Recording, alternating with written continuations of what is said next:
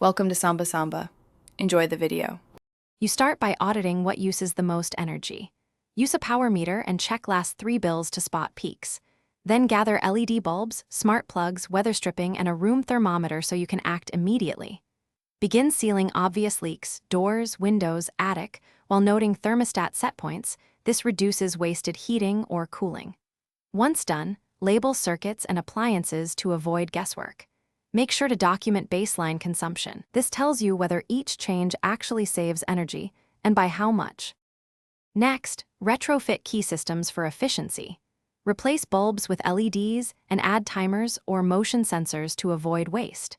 Install a smart thermostat and program a schedule. Setbacks of 3 to 4 degrees during away times dramatically cut usage. Insulate hot water pipes and lower the water heater to 120 degrees. That saves energy and reduces scald risk. Swap inefficient appliances over time and use smart plugs to monitor phantom loads. Make sure to test each upgrade and record the new usage so you can prioritize further change. Finally, optimize and monitor results. Install an energy monitor to watch real-time consumption and set alerts for unusual spikes.